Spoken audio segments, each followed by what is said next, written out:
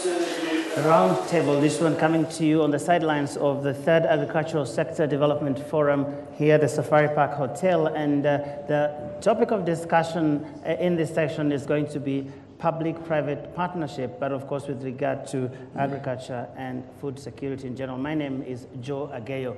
Now I'm going to introduce the panel that I have here, a mix of representatives from government as well as from the private sector. And starting from the extreme left is Patrick Kamoge, who is the General Manager, East African Maltings, a subsidiary of the East African Breweries Limited. Thank you very much for joining us. Next to him is Dr. Sally Kosgei, the Minister for Agriculture. Thank you very much, Daktari, for being part of this discussion. Next to me, James Orengo, Minister for Lands.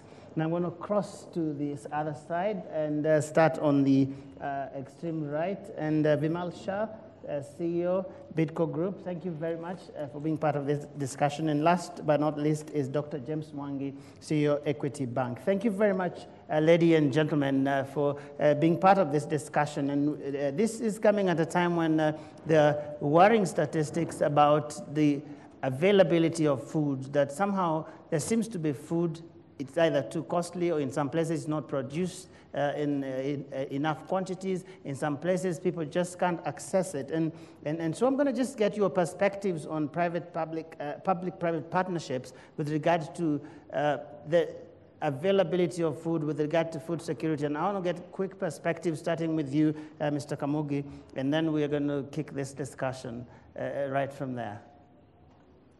Thank you, Joe. Yes, like you've said, my name is Patrick Kamoge. I work for East African Breweries.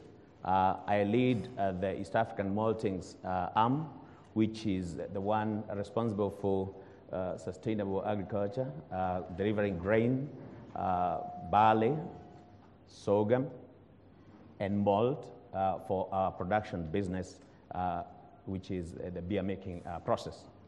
As far as our business is concerned, we have worked closely with farmers for a long time. Barley, as we all know, was introduced in Kenya in 1940s. And around 1970, we started a barley financing scheme as East African Breweries. We also brought in, that is when we developed the agricultural arm for the breweries. And we have worked with farmers ever since to develop seed and then also grow the products, the barley. And lately, in the last few years, we have moved into sorghum to empower our farmers in mainly the arid and semi-arid regions, and we have seen a lot of development in the Eastern Province region, and also now in Nyanza. So we're working with several farmers in those areas. We have about 500 financed farmers for barley in Kenya. We are working with more than 20,000 households on sorghum, recruited through other agents that we have also recruited in our process. In Uganda, because we're in the region, we have about 2,000 farmers working on sorghum and barley.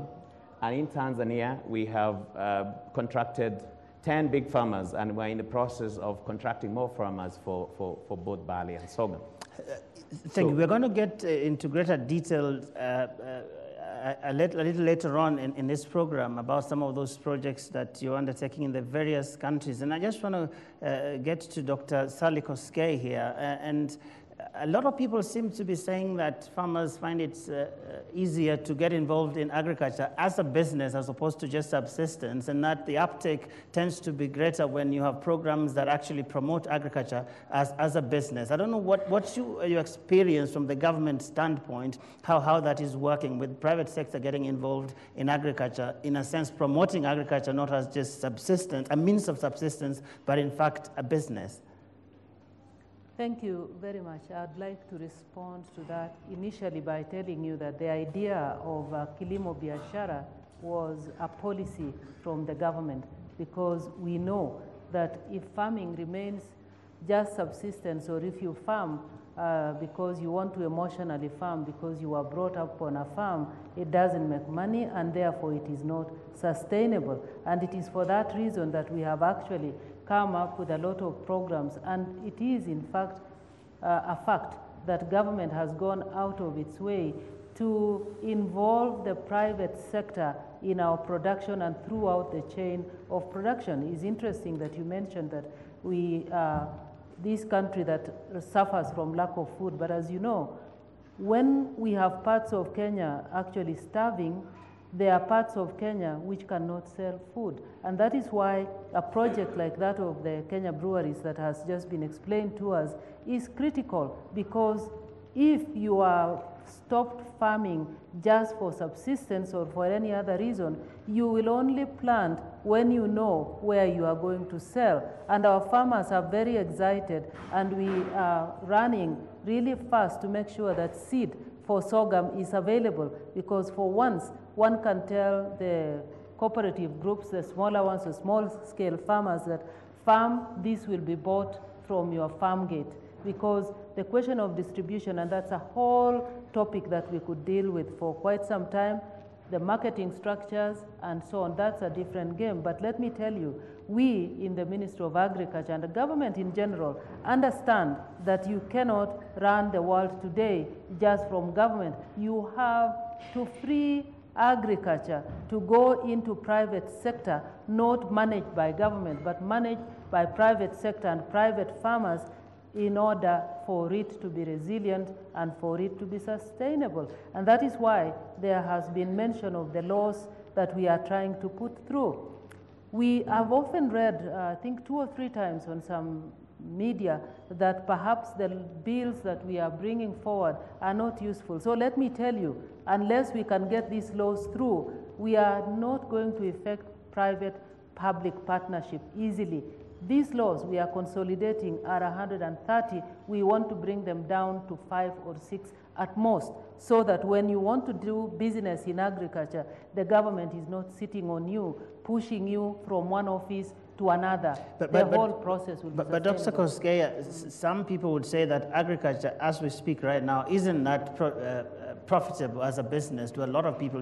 There are many Kenyans, over 70%, involved in agriculture somehow, and yet poverty levels are still very high. Where is the disconnect where people are involved in agriculture, but they're not getting that much from it? You know, you cannot say that agriculture alone will solve the poverty problems of the country. That is not true. First of all, which side of the population is involved in agriculture? And that agriculture is subsistence.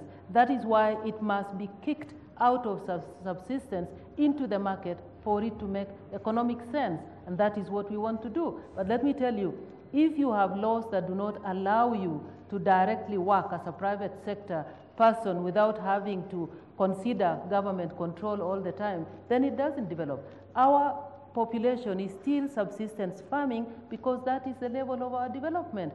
Farming is complicated, it is difficult. You can look at the cost for energy if you like. We have a problem with water, but what we want to do is to ensure that farmers, especially when we go into the counties, are not being taxed several times by so many people. And that is what we have to do as a government. That is our job. What the private sector does with the farmers is what will alleviate poverty, but agriculture alone does not cause poverty, neither can it remove poverty. All right, thank you, Dr. We'll come back to that, but let me cross to this side a little bit. And Vimal, let's talk about your experience as private sector and your interaction with the agricultural sector. How is that going? I think time has come for both public sector and private sector to work together, because as it is, we talk about agribusiness, not agriculture alone. Every person talking about agriculture should be saying it's agribusiness. Every farmer is a business person because he has to have a market for what he sells in the end. And I think processing that product to the end is crucial, because if you take any product that is sold in the market, it's sold to a primary market, but at the end it gets processed and sold as something in the supermarkets or in the shops, and we trace it back, it goes back to agriculture. Most of our Kenyan industries right now are doing agriculture processing. Our own experience here in Kenya with agriculture, we do agribusiness, we do sunflower and soya beans. We have farmers who go and plant for us, and we give them an off-take contract. which means we guarantee them a market, we guarantee them a price upfront before they plant. We actually show them how to do it, and it works quite well. We haven't had government involved in it in a massive way because government's role has been just a facilitator. I mean, government's given an enabling environment, and there's no issues of price control or cess. And I think most important is getting that whole value chain linked up. And if we get that done, if you take cotton for example, if you sell it as cotton lint, it's very, very low. If you sell it as a shirt, you get 1,600% value addition. And if you actually start participating in the value chains, along with the farmers, along with everybody else who get the advantage from it, it works quite well. How easy is it, would you say, for private sector to get involved in that manner? Today, as I speak, government does not get in our way at all in terms of private sector. They do not come in the way to say we don't need any approvals, there's no licenses required for us to give farmers a guarantee we will buy your produce at a certain price. I think what is important is extension services. Extension services, which was a government role to play, has diminished totally. And there is no extension services available in the country as we speak for certain products. And that's what we have to start providing, and we probably have to get people to start becoming extension officers across the country, giving people... We'll get Dr. to respond to that in a short while, but let's talk money here, Dr. Mwangi. How is Equity engaged in this process that we're talking about of ensuring that there is a closer working relationship between the private sector and the public sector with regard to enhancing agricultural development in the country? Thank you very much. Equity is heavily involved in partnerships in agriculture. For instance, with the government, Kilimo Biashara, we have rolled up to 6 billion shillings to that sector through that partnership. When it comes to the World Food Program, when it comes to IFAD, when it comes to AGRA, when it comes to East African breweries, we all team up together, and our role is financial facilitation, putting financial resources. But however, there are a few challenges that we need to overcome. The principal challenge that we have to overcome if partnerships will be successful is to convert our agriculture into a business. It must be commercial because the private sector players operate on commercial principles, while at subsistence level, those principles don't exist. How do we make that leap? I think that is where I think the minister talked at length about the legal framework, the policy framework, and the change of attitude and mindset of the Kenyans about agriculture. So essentially, if we allow market forces to drive and penetrate agriculture, then it becomes easy. At the moment, one big challenge of dealing with agriculture is not the credit risk. It's the question of weather risk. What banks fear most is not about productivity in agriculture. It's a question of how do I insulate the credit facility from the hazards of weather. That is what becomes now the risk banks are managing. So essentially, we need to modernize our agriculture such that agriculture ceases to be dependent on weather. Mm-hmm. Thank you very much. James, land, that's where agriculture happens. It doesn't happen in the air. And one of the discussions that I've had that is quite pertinent in talking about private sector is how people come and get involved in agriculture, maybe companies from out there getting land somehow among certain communities. I've had people complain that there is a new form of land grabbing going on in Africa in the name of involving private sector. Is that something that is a genuine problem, or is this just some people who don't like agriculture? I don't think that in the context of Kenya you can say there's a new kind of land grabbing from investors who are coming into the country and looking for land for growing crops and food stuff. I don't think that is really there, but I think there have been initiatives from countries, for example, in the Middle East, wanting to come into Kenya and get land to produce certain products or agricultural products that they take an interest in. But of course, as we said earlier, we need a legal framework that would enable that kind of investor to come to Kenya and grow food not for our own purposes, but for their own countries or their own markets. But it is not the kind of problem that has come out in the media the way it has been stated. But what I know is that there are public institutions like ADC who have large tracts of land, and they would want them to lease, these pieces of land because they cannot use it or manage it effectively.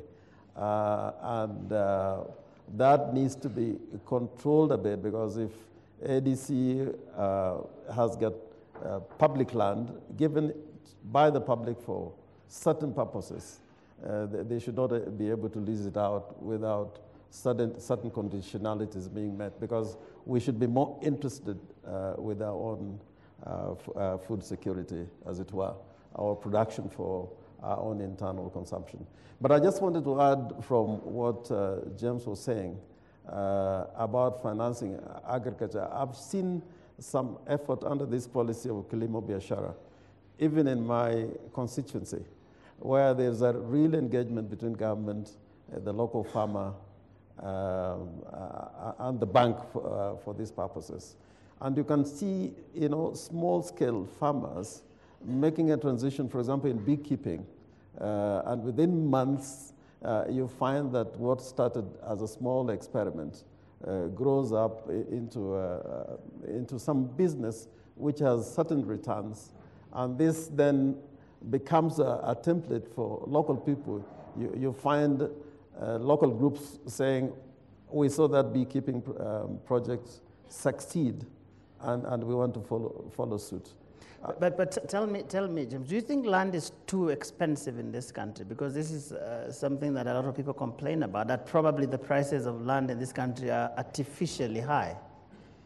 I would agree with that, because land is in a few hands who are not using it optimally. I mean, if you go to the old colonial days, we were complaining about the white settler farmers, but they were doing serious farming in let's say, in places like Italy. And they sold these pieces of land, and most of the time when they sold it, it was financed by, let's say, Agricultural Finance Corporation, which means the public is giving assistance to a local person to buy a farm. But once that farm is bought, it's being used probably as an ornament every weekend. Let me bring Dr. Kosgei here. Is that something that worries you, that land for agriculture, that probably is not as accessible as you would like it to be? Essentially, that is a headache for my friend who has just finished speaking, because so far... Do you engage him a lot, ask him what's going on with the land? Yes, we engage him because, for example, the question you asked earlier about whether there is a run for land in Africa and whether Kenya is involved. Sitting in the Ministry of Agriculture for the last 2.5 years, we have not been approached at all. And I don't think the Ministry of Lands has been approached. And the answer to that is very obvious. Everyone around the world knows Kenya very well. Do you think somebody is going to come here to take land, knowing the way we deal with land? How did we win our independence? I mean, the history is there. Nobody is going to go. No one is going to go there. As for the land that we need to farm, so far, my feeling is that there is still land in parts of this country which could be utilized. Part of it is public land, actually.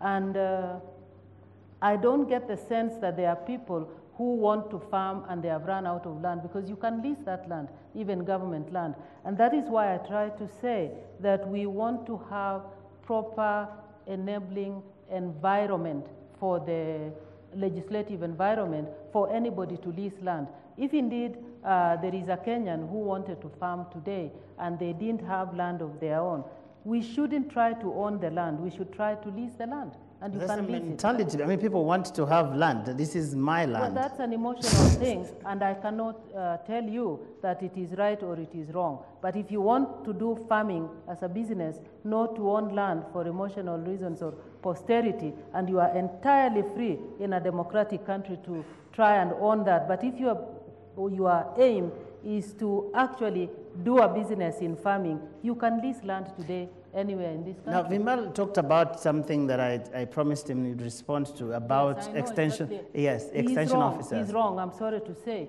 There are a lot of extension workers, and they are all over the country. Perhaps because you farm as a large-scale farmer, we don't come to you, we are terrified. But let me tell you, extension work in Kenya was founded on very strong grounds.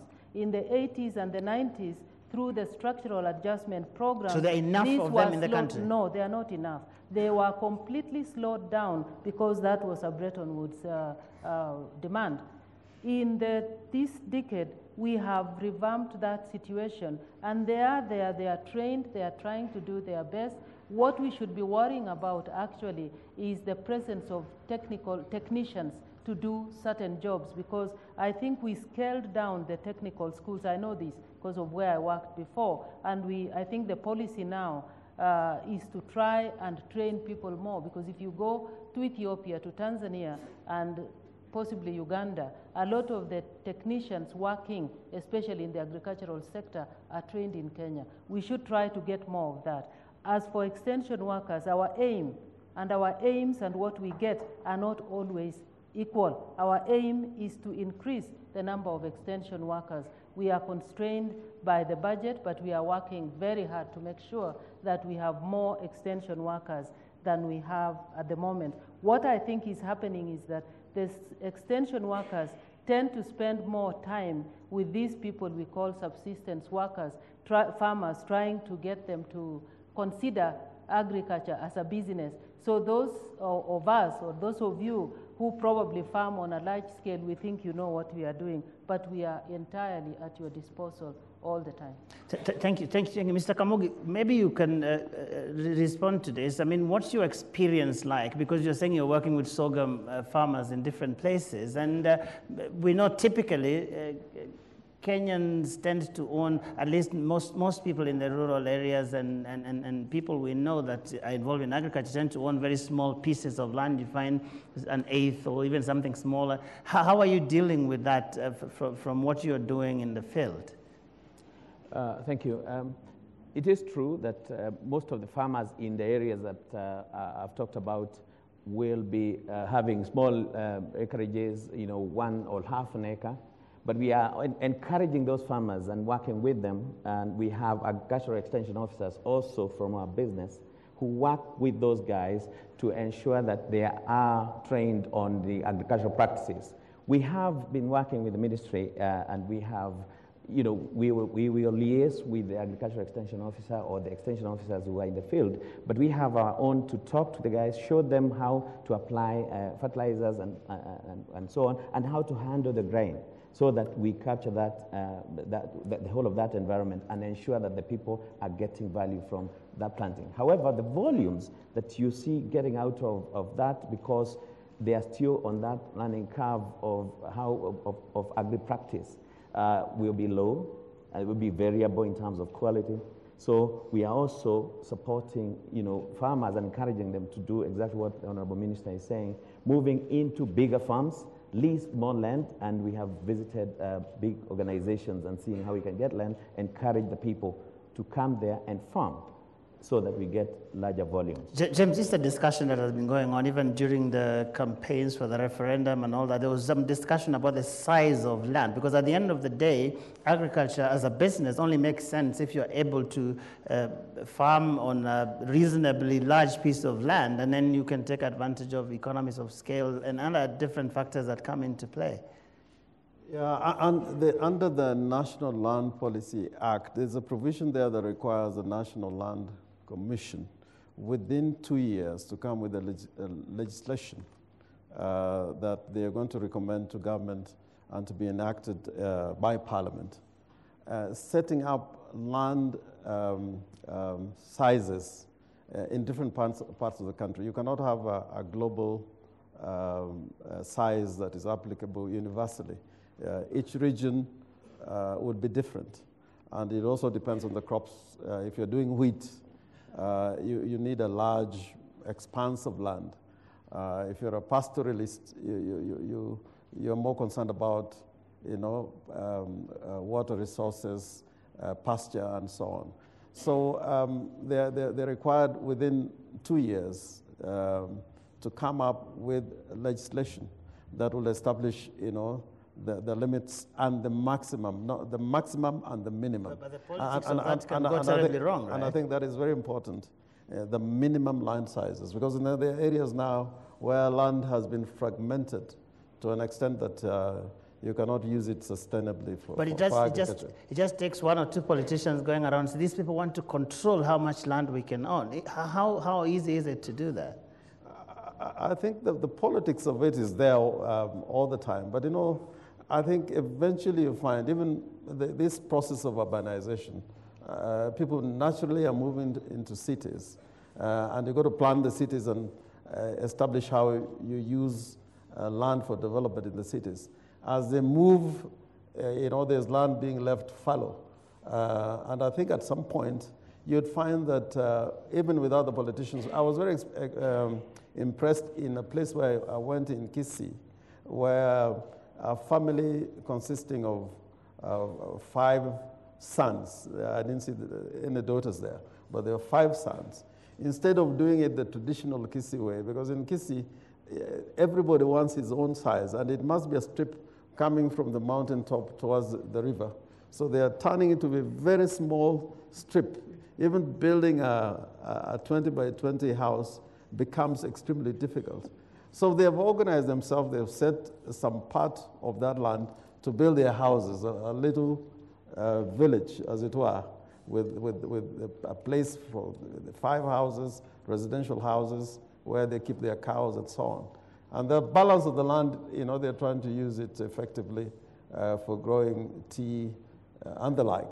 Now, without politics, they are already moving towards a certain direction. And I think Kenyans will find that there's going to be a natural progression towards certain attitudes, certain developments, without being lectured by politicians. All right. Thank you very much, James Orengo. We are going to be taking a short break, but before we do that, I just want to get a quick comment from Dr. Mwangi here about this.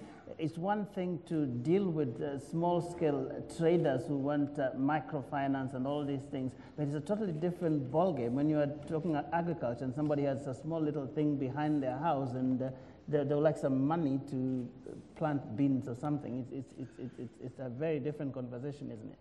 It is true. It's a very different conversation. One, because that small farmer is not in commercial farming. And the money he's seeking from the bank is on commercial terms. So the two don't define terms the same way.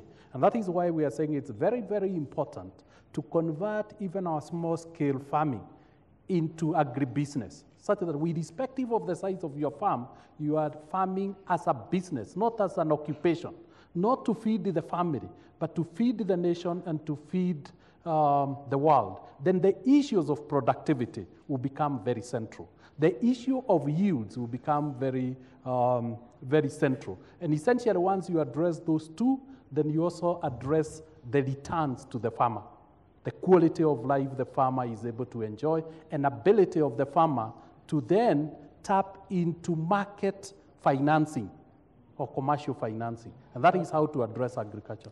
Dr. Kosgei, please. It was really a very small point to complement what Equity Bank is doing. We are very grateful to Equity Bank and the other banks which are lending to farmers.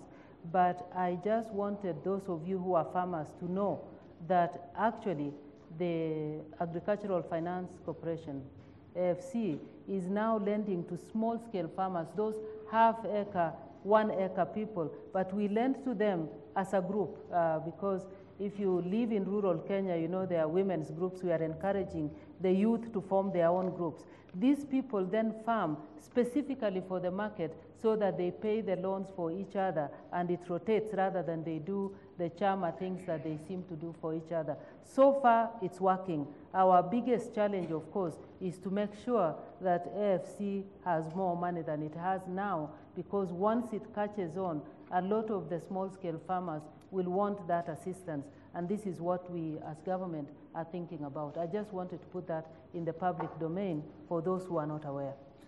Thank you very much. I'm sure there will be quite some interesting responses to that, because that's something that I think can only be good news to millions of farmers there. Let's cross to extended panel here right in front of us, and I'm going to start with Gilad Milo from Amiran. Also interesting things that are going on at Amiran with regard to public-private partnerships. Maybe you could quickly go through that, and then we can move on with the discussion. Thank you very much. Amiran is traditionally connected to the flower sector of Kenya. We were one of the companies that built the flower sector, which is today #1 in the world, and Kenya is a leader in that. About 4 years ago, the company stepped into small-scale sustainable agribusiness by offering what's become known as the Amiran Farmers Kit, which is an all-inclusive, holistic approach to small-scale farming. And it's brought our farmers to high successes with high incomes, 250,000, 350,000 shillings. Our approach is commercially sustainable development is the only way to go. That means that everyone across the value chain must be making an income. If you look all the way from finance to technology to knowledge and all the way to market, everyone has to be making money. So the first step in changing small-scale sustainable agribusiness finance was, I think, what Equity Bank and Amiran did 3.5 years ago when we signed it together for the Farmers MOU. And that was the first time, and kudos to Equity for taking such a risk on agribusiness. But it was the first time that small-scale farmers were afforded loans of 250, 300,000 shillings. Today, Kenya Women Finance Trust and Cooperative Bank and even the Youth Enterprise Development Fund has come along with the Agri-Vijana loan, and we're offering more and more finance to farmers. The approach of everyone across the entire value chain making money is the only way to keep the system going. If we look to government to constantly give us and take care of us and so on, by the way, incidentally, when we talk about the Extension Service, Amiran and the Ministry of Agriculture did a partnership across 8 provinces in 10 locations where we worked together so that the Extension Service of the Ministry and the private sector were on the same page, so that the Extension Service of the government could advise the new technology that we're bringing in, and that worked fine. So how small is small scale in this instance? Because there's a discussion we've been having here about small scale agriculture. Is there an irreducible minimum that we can talk about in terms of the sizes of the farms, for instance? You know what Amiran has done is that we've brought in Israeli technology and know-how and adapted it to Kenya. Israel is a tiny place, a tiny country, the size of Tsavo West. And in such a country, you don't have land and you don't have water. And so what we've learned is, using technology, we've learned to grow more with less. Less is 1/8 of an acre. From 1/8 of an acre, you can produce 250, 300,000 shillings. Now imagine to all those farmers who say, we have 10 acres, we have 50 acres, we have 60 acres. My answer is, start with 1/8, grow to 2, grow to 1/2, and build your money and build your business slowly, but build it as a business. Do your accounting, do your marketing plan, do your strategy, and make money. Agriculture is the oil of Kenya, and Kenya is a leader in this region. And if we empower our small-scale farmers with technology and knowledge and how to operate it, we'll be on the way to success. Okay, thank you very much. Now, for purposes of bringing in our audience into this discussion, I'll reserve some of the comments that are resident here for responses to questions that I'm sure will relate directly to some of the initiatives here. So I want to take some questions from behind there, and then we'll come here as part of the responses. And I'm going to start from, there's a gentleman here. Somebody give him the mic, please. Feel free to direct the questions also to we have a number of permanent secretaries here. The Minister for Forestry and Wildlife has just come in as well. So and the private sector is heavily represented as well. So please. Thank you very much, Jorge. My name is Alex Awiti. I'm an ecosystem ecologist, so I deal with everything on the land and the interface between land and water. So quick points. The proportion of arable land in this country is 10 to 15%. It depends on where you threshold the rainfall. The per capita arable land is 0.14 hectares. That means that for every individual Kenyan, there's only 0.14 hectares available for cultivation. In Western Kenya, however, parts of Kakamega and parts of of Nyanza, half of the available cultivable land is lying fallow. The average age of the farmer is about 60 years, 50 to 55 to 65 years old. Now, my point with this is I want to kind of examine in a very practical way the value proposition around transforming agriculture into a business, given some of these statistics, and given the fact that every Kenyan citizen aged between 15 and 25, unemployment for that age sector is about 65%. That's the population there that we haven't been able to attract to agriculture. And I agree with the points that Mr. Mwangi made and the points Vimal made and the gentleman from Kenya Breweries, that what we need is to figure out a constellation of associations between finance, guaranteed markets, insurance, and the capacity to underwrite the risk that the banks will be undertaking, and how to figure out the interface between weather and climate information so that you can enable a process for, in a very consistent way, understanding the risk structure of these things. So I think what we also need to think about in this phase is how do we reframe the theory of change in this country. Vision 2030 is one, and I think Dr. Sally Kosgei mentioned a very important point. We have to think about a wider sector approach to development in this country. Agriculture alone will not solve the problem. It is a step in the right direction, but I think I want to go back to Mwangi and Vimal and the gentleman from the mall, from the mall company to figure out how do you then structure this given the risk that you've so eloquently illustrated. Thank you. Thank you very much, Dr. Awiti. I will take two more. Yeah, there's a gentleman behind there, and then we'll come to the lady, Dr. Kaudia.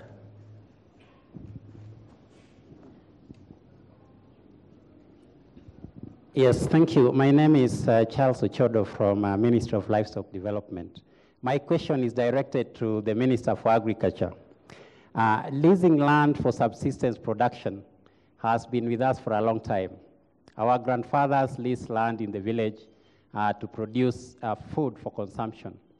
But this was only seasonal. It was within 6 months to 1 year, and then the lease was renewed depending on how the person leasing out felt about him. But now, when we talk about agribusiness, we need to lease land for extended periods, 5, 10 years, because we are going to put in investment in that land. For example, we may need to sink boreholes so that we don't depend on the weather. We may need to do some terracing. A whole range of soil science needs to be applied there. Now, the challenge then comes in, if that is going to happen, then most likely we are going to live on that land. And culturally then, when we live on the land, at times our people may die, and when that happens, we shall bury them there. Now, with time, then we start owning the land, even if it is illegal. So when time comes for us to move at the end of 5, 10, 20 years, then we start singing war songs. So my question then is, how do we go about the challenge of practicing agribusiness through lease of land, considering the time period that we need to lease the land and the way our people are likely to behave? Thank you. Thank you very much, Mr. Chodan. Please, let's try and keep the questions really brief. I had promised Dr. Oda, just very briefly so that we can come to you. Dr. Kiome will be responding to some of them before I come back up here. Thank you very much. Thank you very much. One of the challenges to transitioning from subsistence agriculture or normal large-scale agricultural farming to agribusiness with a target to the export market is our failure to comply with environmental regulations and standards, especially if we have to capture the niche markets internationally. My question is, what will the private sector and the Ministry of Agriculture do to ensure and strengthen this weak aspect of our agricultural production value chain? Thank you. Thank you very much. And let's come to you, Dr. Kiome, and just start with a question from Dr. Kaudi about the sort of environmental concerns that would exist. And then, of course, the gentleman there talked about the wider questions of Vision 2030 and how to dovetail all this towards more meaningful forms of agriculture.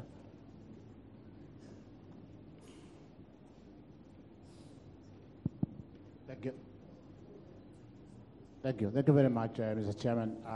My minister had actually responded or had mentioned something to the tune of those questions, all of them. But let me start with the one on environment. If you do farming as a business, you will have to include a lot of environmental aspects because you will go through a process that will actually require you to do some form of certification of the produce that you do, and therefore environmental issues it's part and parcel of actually farming as a business. You can tell you some of the small-scale growers of things like vegetables and onions, and they are actually environmentally very sound and taken in the rest of the world with very high value because of the way they are grown with environmental considerations in place. The other issue of the comment from that gentleman was actually very valid to the extent that, yes, there are quite chunks of land in very fertile, very highly productive areas that are idle. And I think he mentioned the issue of aging set of farmers. This has come very strongly during the Agricultural Sector Development Forum, including by His Excellency the President. We know that the age of the farmers is actually, on average, 67 now. And those people are not very strong in energy. They don't pick up very quickly the technologies. We have actually resolved in this forum to have very proactive and very active measures to bring in the youth into agriculture. And this will be one of the things that will be the resolution from this That means agriculture has to be attractive. I mean, it has to be, in the young people's language, cool. That is it. We know very much that youth need to do business. They need to be attractive. They cannot do farming if you are doing it farming for survival. And it's very important to take some of the aspects like what was mentioned by Mwangi. Even the banks cannot come into agriculture if agriculture is not business, because credit is lent to people who are doing business so they can pay for it. If you lend money and you can't pay for it, then the banks can't get into it. So we need, and we think that we have the capability to convert or to move into farming as a business. And one of the aspects we want to inculcate into all the farmers now, we have agreed that every farmer in this country will have to do a business plan. We have asked our extension to work with each and every single farmer in the next 1 year time. Every farm we visit, we want to come to the gate and ask you, what is your business plan? And maybe when we are finished, we might say, if you have no business plan, you have no even business being advised. Is there a point, for instance, for some people to just get out of farming so that serious people can do farming? Yeah, I mean, is there a point in probably telling some people that what you're doing here isn't very useful? Why don't you do something else, probably start another business so that people who really mean to do serious farming can do it? Maybe that is something that will take quite some time. Because that is how other countries have done it. I mean, when people move from subsistence agriculture probably to other forms of business, then the general levels of the economy sort of go up. Maybe that is a larger discussion and can take a longer time. Of course, we respect the public, the private property rights and all these other issues, but eventually we may want to come to a situation whereby, like the Minister for Land said, when the law is passed to the levels of what is the lowest subdivision of land used to do on agriculture, and when the laws are passed whereby there will be respective legislation where the Minister for Agriculture will have powers to make laws on land use, agricultural land use, then you may, as we improve our governance, move towards making a law that will make that if you are not using land for the purpose it was intended for and for the productivity it was intended for, measures should be taken for that to be moved to somebody who can use it for that purpose. Thank you very much. James, the gentleman there asked a very interesting question about the question of land ownership and just how long you can stay on a piece of land, because if you're going to do meaningful agriculture, and the lease may be 1 or 2 years, but the sort of investments you're making there means you kind of have to settle on that land, isn't it? Do we have, as we transition into this new policy regime with regards to land, are we cognizant of such kinds of challenges that actually have something to do also with our cultural setup? I think it depends on the category of land. If it is, for example, community land, then the land rights which exist under, for example, the Trust Land Act, which has been repealed, are quite different from situations where it is private land, and the other category of land is public land. But leases, agricultural leases for public land, I think they tend to be over 33 years, and I don't think that if he has enough time for relatives to die and all those things. And the other difficulty is there are large. There's public land in the hands or private hands, which are freehold, which means they own it, forever, as it were, and they're not using it, and you can't take it back because it is a freehold. So that category, the land statutes that we come up with, will now make it possible for an intervention to be made. I'm going to take a few rounds of questions, but first of all, the question of environment that was raised there. Does the private sector care about the environment, especially with regard to agriculture and even agribusiness and manufacturing processes that are directly related to that sector? Absolutely. I think it's a given right now. If you want to do agribusiness, if you want to do anything that's sustainable, environment is an important thing. You must take it as not as a project, but it's got to be done from day one, by design. That's a given, number one. Not only for export markets, but even for local markets. But it's still a problem, because I remember even yesterday, there was a few days ago, actually, there was a report from the UN Environment Program that says that the ecological foundations of agriculture are being eroded, and most of the people who drive the economies around the world is the private sector. Is that something you think that is being paid attention to enough? I think going forward, it is a given. It has to be done. You cannot make a choice whether to do it or not, number one. Number two, it's being demand-led right now. A lot of consumers are going back and saying, if it's not sustainable, we don't want it. So it's going to processing also. And apart from that, I think if you talk about going to precision farming right now, we all need to look at precision farming, which means you are not rain dependent anymore. You are not worried about the climate anymore. You actually, what's agriculture? You need the soil, which from where you get the nutrients, but you don't need the soil nowadays. And Amiran can confirm this. You can do it even in water. And you actually feed the ingredients, the nutrients, the sun and water.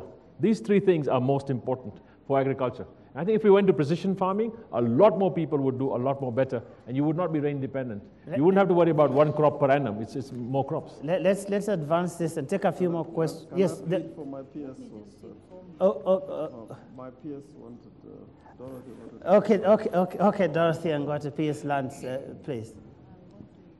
Perhaps I need to comment on the issue of the issue you raised, which is very important, as to how we're going to deal with the small subdivisions.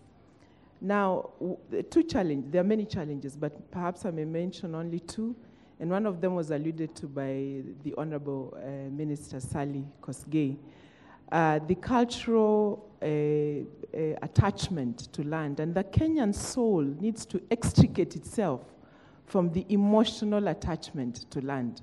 For instance, if I may mention, when someone falls sick in a family, the whole family begins to think not about what they're going to eat, but where is this person going to be buried?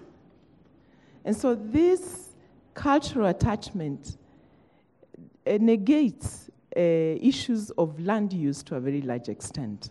Countries that have succeeded in optimal utilization of all land available, from China to European countries, they ensure through laws, and that is why we would need legislative support from our parliament on what to do with land.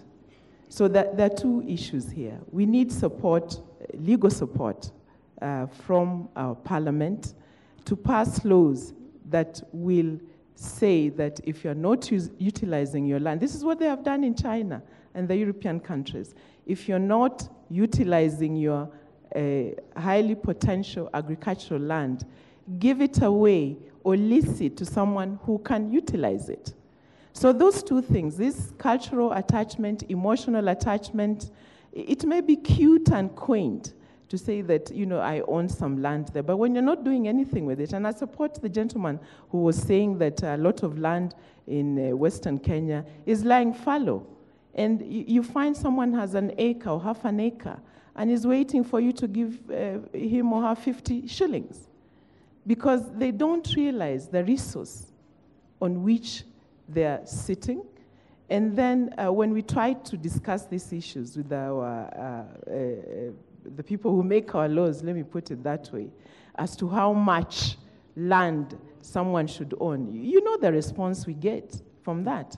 Why do we eat rice from our friends, China, and many other countries? They have bigger populations. So are we making any movement, or is it probably they own so much land they don't worry about it too much? But are we making any progress towards a regime where people will actually be required by law to use land for purposes that are beneficial to the country? We are coming up with the laws and regulations on these issues.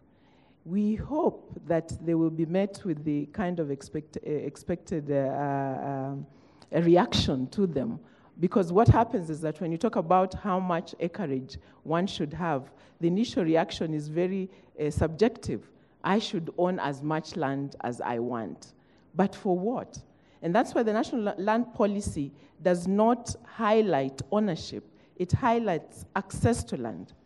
So that anyone, as I think another gentleman spoke, if you could be sitting in an office and you feel like growing some wheat for 2 years, access the land, do your wheat and get out. So we need to tackle these issues, the mindset of the Kenyan, and of course supported by appropriate legal framework. Dr. Wekesa, I don't know whether you have any thoughts on this land question. She's saying eventually it will come to politicians, isn't it? I mean, Kenyans so attached to land, yet a lot of that land maybe is not even put into the kind of use that would enhance the country's food security, for instance.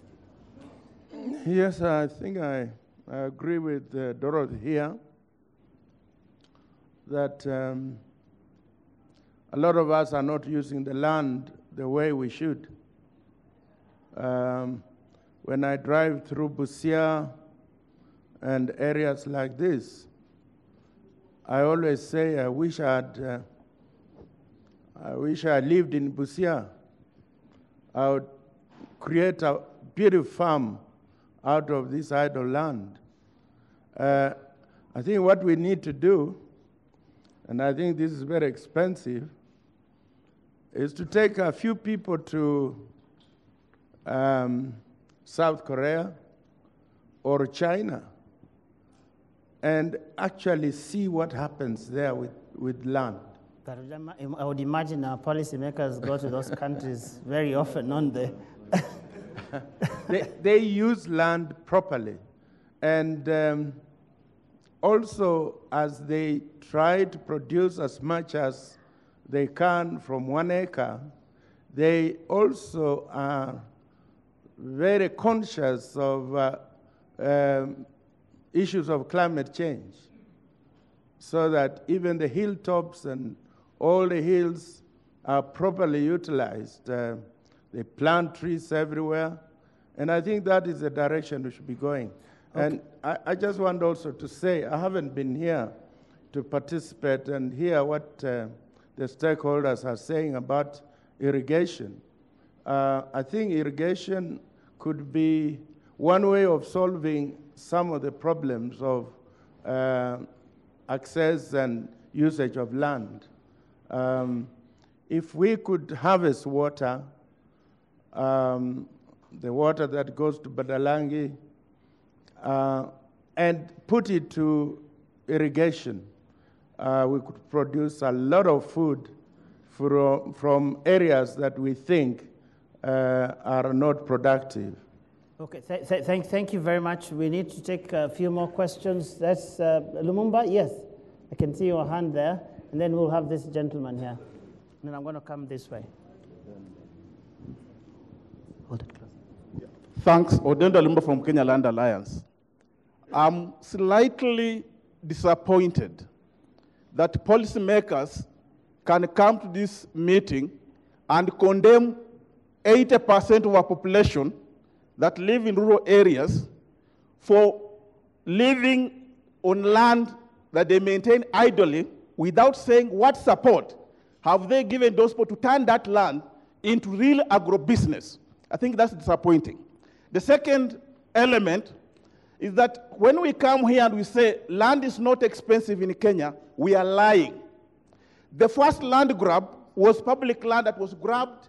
Now it is being overloaded in the marketplace, and those who want to do agro-business can ill afford it, either to industrialize in urban areas or in expansive agriculture.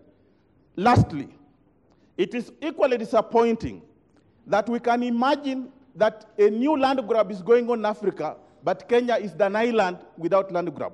Few quick examples. The minister said there were few Middle East countries that had targeted Kenya. One of them was Qatar. It had targeted Tana River. Tana River was not left free of the Qatar people. It has been targeted by Bedford Oils from Australia, Canada, all aiming to do biofuels. Part of the contention and infights in Tana River is about community land and how it's being targeted. Similarly, community land in Kwale has been targeted. We can even go on in Siaya, which one might not talk about. We have Dominion Group of companies, which community land was set aside for them to do agro-business. Yet, the same area, we are talking about idle people out there. I think we need to be a bit realistic when we inform the whole of the East African region that ours is a palace of non-land grab, when we indeed know that Kenya is equally targeted like any other East African countries. Uganda is targeted, Tanzania is targeted, Ethiopia is targeted, and all these lands happen to be community land. Definition of community land by any imagination is no less than 39 to 65% of land in East Africa. And I think that's a fact. If it's disputable, please give us the data to otherwise. Thank you very much. James is going. We should be given a response. James is itching to respond to that right away, and I'm going to give. Yeah, both of us are going to respond, but I think we gotta get facts right. I'm not saying that absolutely Kenya is not targeted, and I'm not saying that certain pieces of land in Kenya has not been leased out to foreign companies or individuals. But there is a law in Kenya which has been there for the last, since the colonial days. And when we became an independent country, the powers were vested in the president in that any transaction involving agricultural land cannot be executed without an exemption from the president. And that process normally is extremely long. What I know is that, like in a place like Tana River, that one you're talking about, is that, individual Kenyans who own pieces of land in various parts of the country sell their pieces of land to some of these foreign entities, and they go through a legal process where they get exemption. But you cannot walk into a land registry and transfer any agricultural land to a foreign entity without getting a presidential exemption, and that has to be gazetted. Now, you are talking about the Dominion farm in Siaya. That farm was given to Dominion out of trust land, and it was negotiations which were carried out between the county council. The agreement was between the county council and Dominion, and they're paying rent to the county council. And the role of the central government is normally just registration. But I can tell you, I am so conscious of the fact that if there is going to be any foreign entity wanting to buy land and is brought to my notice, in any case, under the current constitution, it is not possible because of the legislation that requires all the freehold leases to 99 years. And the definition of what is a foreign entity or a foreign or a Kenyan company is so strict that, in fact, what has been happening in the Ministry of Lands is that companies which have existed here for the last 100 years are wondering whether they fit in the category of foreign entities, and as a consequence, are they going to lose their land? So I think advocacy is good, but I think sometimes the facts should be stated the way they are. And I would want to see an instance where there's been a transfer to a foreign entity in the last 30 years without a presidential exemption. And that exemption is only given after it is processed. And under the current president, I don't think that you'll find an instance, in fact, I can't think of one where that presidential exemption has been given. So, Lumumba, I've been where you are, but Tip O'Neill said, facts are very stubborn. Yeah, you can't run away from them. You can give your opinion, but as a matter of fact, if you've got any instance where you can say public land, which is not community land, is not private land, that has been transferred and is agricultural land and has been transferred to a foreign entity, I'll be glad to hear. The Qatari case, we dismissed it. Dr. Kosgei, your response. Yes, I will not belabor that point, except for the fact that you brought in Tanzania, Uganda, and Ethiopia. You may add Mozambique to that, because I've been to conferences where these issues have been brought up, and those countries have argued their case that they want to lease out land because they have a lot of agricultural land and they want to gain funding from that. That is completely different from our case, but that case has been argued. But let me just say this. The debate as framed currently is to do with foreign companies taking land from Africa, producing food, and taking to their own countries, and nobody in the country of origin of that food has access to it. I'm yet to be informed by anyone with concrete facts of such a situation that the Kenya government has actually effected, because I don't know of any. Now, going to small-scale farms, I am completely surprised that you feel that small-scale farmers, the peasants, have not been assisted by the state.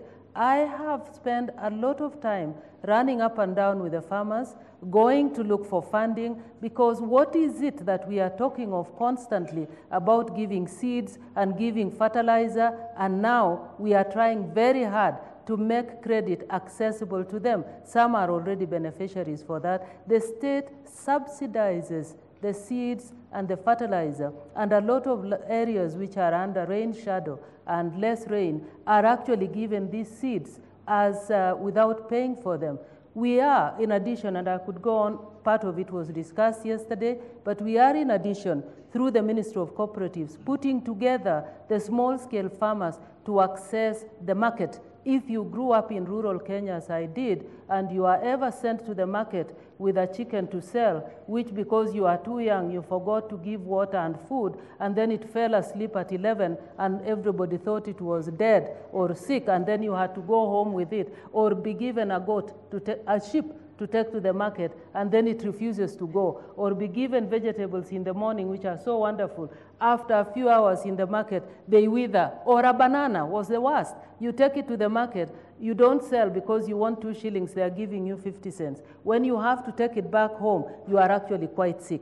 Consequently, the Ministry of Agriculture and the other ministries have put aside money, especially the Ministry of Local Government, to actually build the markets so that people don't have to carry their produce to and fro. And this is what we are doing. We have tried to link the cooperatives and the people who produce food to markets abroad. We have had several huge marketing structures come here to see how we could package our fruits and vegetables to those markets. So it isn't that we have just woken up from somewhere, come up here and imagined what we are doing. Let me invite you to do a tour of the country with me. You will love it, so that you change some of the...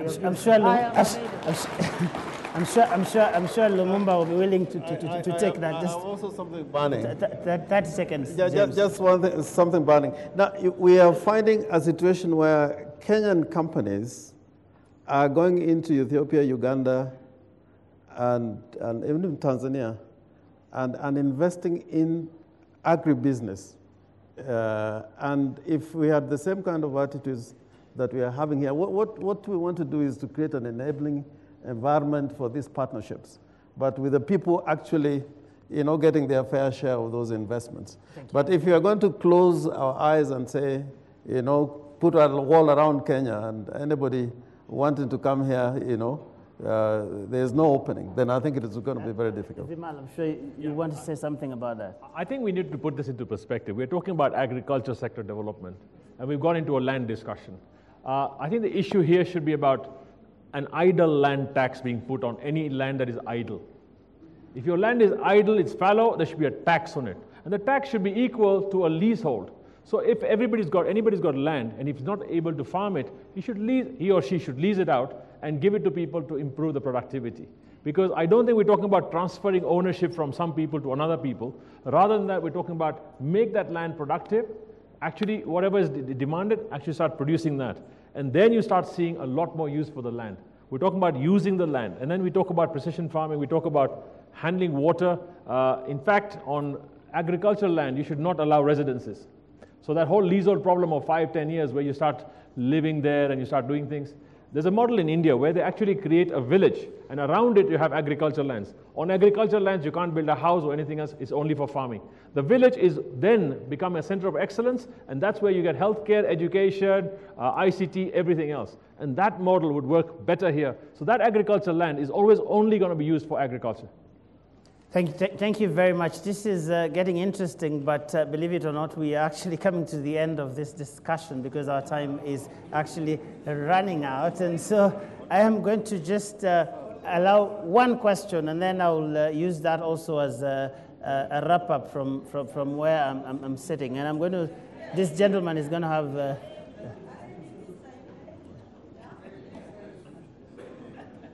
Thank you. Land issues. Land issues are pertinent and wide, and this is to... One question and make it quick. Yeah, question. It is question to Dr. Kosgei, Honorable Kosgei, Minister for Agriculture. This narrows down to whether to subdivide or not to subdivide, one. Two, to own or to assess land.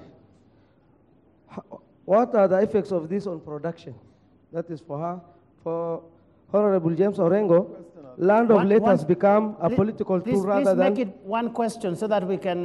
Can I finish, please? Yes, I'm please. a farmer I'm Hassan Odo, a farmer from Buru Irrigation Scheme. What is your question, sir? My question is, land of late has become a political tool other than a production tool. What is your take, Mr. Minister? All right, for purposes of the two-thirds rule, I'll take one lady and then we can come here. Yes.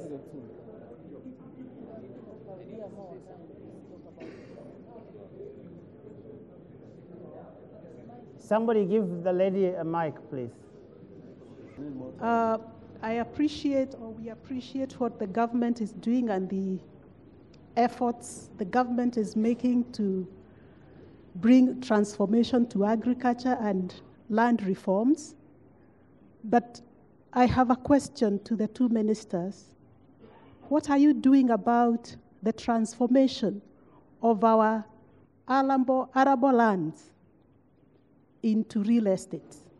Because I come from Kiambu County, and it is such a serious problem that the reforms that are being proposed, as much as they are good, I think we need to fast-track them.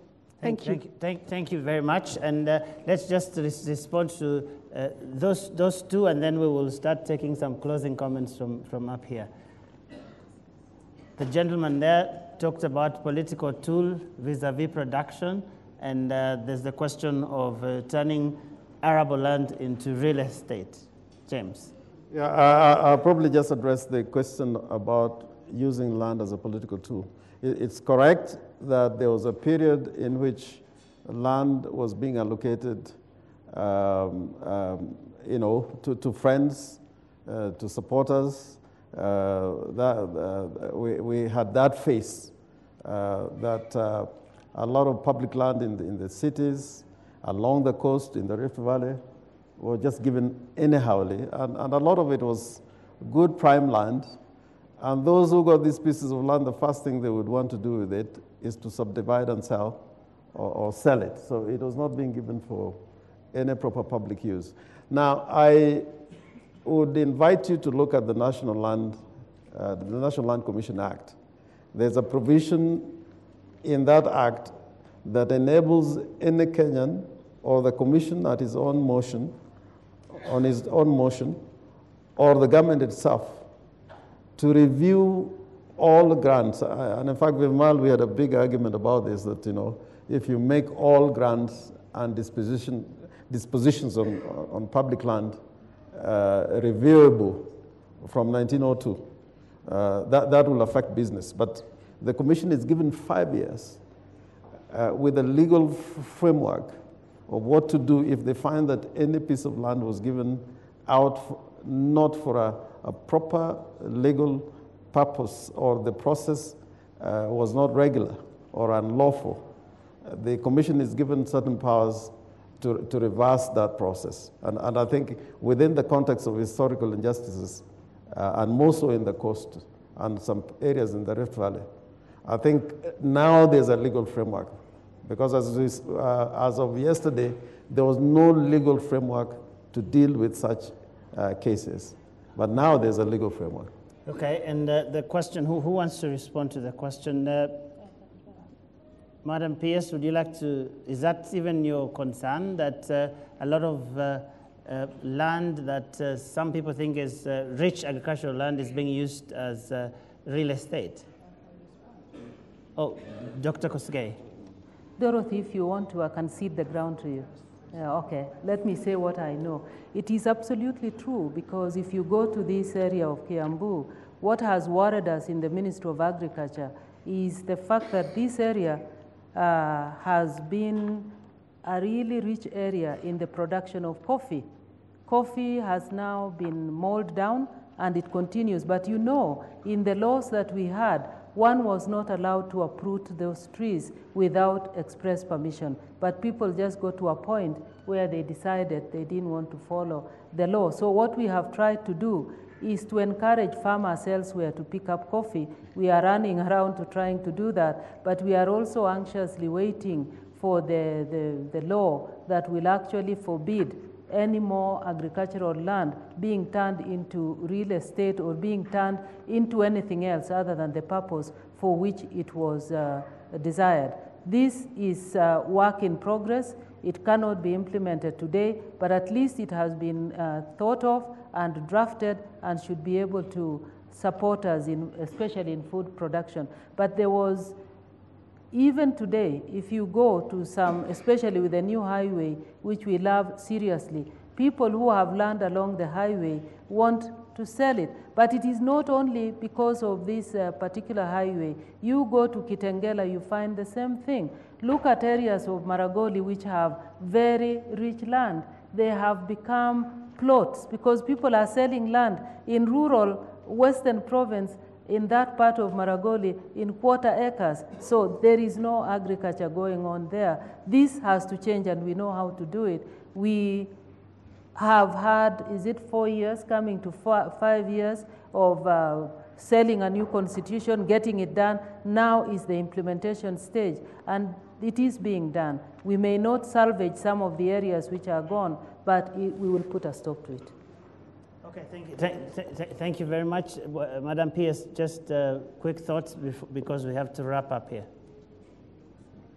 I think the Honorable Minister has stated the case very correctly. As I mentioned earlier, we cannot have successful reforms, land reforms or any other reforms without legislative framework to back them. And with regard to the subdivisions that are going on agricultural land, as the Minister has said, we have put in place a process to come up with appropriate laws to stop this kind of thing. We know it is serious, and unfortunately, most Kenyans have always had this idea that you can do anything you have with land without thinking about tomorrow. In many other countries, even where they do not have these laws, the society itself has a community spirit imbued in them, which engenders their actions. But unfortunately, these are some of the things that we have to deal with in coming up with appropriate laws to deal with this situation. And they are in hand, and we'll try to see whether Parliament can fast-track them. Thank you. Thank you very much. Let's sample our extended panel there. We will get some 30 seconds of closing comments from you, Mr. Melo. And then we'll come to you, Vimal. I think we started a discussion to talk about agribusiness. We drifted off a bit to land, and maybe in order to bring it back, and one of the things we've been talking about in this forum a lot is, and maybe the keys to the future of Kenya's agriculture sector is to involve the youth. We haven't mentioned that much here, but I think it's probably the number one issue. And James Wangi said it earlier today, that we need to reframe the mindset and to present the youth with an attractive agriculture sector, with something that's interesting for them to get into, by getting them excited about it. And it's something that we need to address very, very seriously. Thank you very much. Vimal, 30 seconds, please. Yeah, I think agriculture needs to change to agribusiness, and it becomes sexy for everyone to do it. It can be using technology, because technology, a lot of our kids today are learning a lot of technology, and it can be applied in agriculture, and precision farming is the way to go. And we need to get out of rain-fed agriculture to go to irrigation. And whatever technology can be used, I tell you what, a huge amount of jobs can be really improved and activated just by the agriculture sector becoming far more active. Thank you, James. Human behavior is predictable.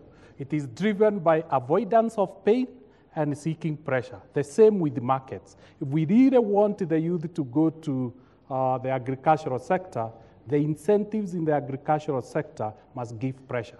At the moment, our agriculture gives the youth a lot of pain. Thank you. Thank you very much. Patrick? Mine is connect to the outcome of moving agriculture to agribusiness, and that's what we're trying to do with the SOGAM agenda. But I also feel that this is the right time now to engage our government, our parliament, in moving into an incentive scheme, you know, for big organizations like ourselves, like I see in Uganda and Tanzania, to move into, say, tax, breaks for moving into agriculture, so that we spur that, we allow that to flourish. If the group of 10 big farmers get together and they're delivering huge volumes of this type of grain or crop, then we perhaps allow some form of tax break on that, and that will allow things to happen. I mean, I don't know, but I know that even a business like ourselves will be coming in, to talk about it, because it's happening in Uganda and Tanzania and other markets. And I think that's the right thing to do. When incentives come in, people tend to do things, and it can rub off to the neighboring environment. Thank you very much, Dr. Kosgei. Thank you very much. Just taking it up from the last comment, I should say that in an environment like this, one gets to hear how the other side thinks. I wish we had spent more time on the agribusiness one, because we have a lot that we can tell you. But we are also here not to tell you, we are here to listen. So if indeed those who are in agriculture or those who are in businesses that impact on agriculture really do feel that we should have more incentives to the sector, then it is our business as government to take it forward and see that we secure this for a better agricultural environment. So let me say again that I appreciate this opportunity. I have learned sometimes when we respond, it looks like we are resistant. We are not. We want to hear, and I wish we could have a few more. I've been in the Ministry of Agriculture for 2.5 years now. This is the first time I get a voice in an organized environment to explain where we can go and where we have come from. As a sector, by the way, there are 10 ministries, and we should be able, and for example, the lady who talked about environment is part of the sector, and they are the ones who, in fact, control the environment side of things. It would be very interesting to all of us to know what they are doing, because they are doing a commendable job. I don't have time to tell you what I want to tell you about where we are going, what we have done so far, and perhaps blow our own trumpet a little bit, but you will meet us on the countryside, and perhaps you will blow the trumpet for us. Thanks. You've actually done quite a good job of blowing that trumpet. And then, James? Yeah, in conclusion, I would say the issue of mindset, which has been referred to here, is critical. In Kenya, when you tell a Kenyan to wear a seatbelt, it's a law and order issue. If he goes to Singapore and is told to wear a seatbelt, he accepts it as a safety issue. we are going to have a lot of legislation in place, and part of it is already in place. In fact, the lady from NEMA here knows that there's a lot of legislation in place. In the agricultural sector, even without these new laws, there's already a lot of enabling legislation in place, which we need to improve. But enforcement is only going to be possible if we change our mindset, and where it is said that you cannot fragment land in Maragoli. The people in Maragoli should see it as a way of improving their livelihood, and if they engage in agricultural production, is because they have more land available for agricultural production. So that enforcement becomes possible without coercion. But I think a lot of times you find that enforcement becomes difficult because the mindset of the people is that every law or every regulation in place is something to be resisted and not to be obeyed. And I had an English teacher who told me that, the laws are there for the obedience of the poor, but for the convenience of the rich. But I would rather have it that laws are there to make life better for everybody. And if you can comply with them, especially with the new legislation I've seen in the agricultural sector that is coming, if you take those laws as part of what you need to do now and for the future of this country, then agribusiness is going to be possible. Thank you. All right, thank you very much. Yes, and that hopeful note brings us to the end of our East African Roundtable discussion that we've been having here about public-private partnerships with regard to agribusiness, moving it to the next level. It's a conversation that will have to go on in many places like this, and hopefully a lot more on the farms out there. Thank you very much. I'm Joe Ageo. Bye-bye.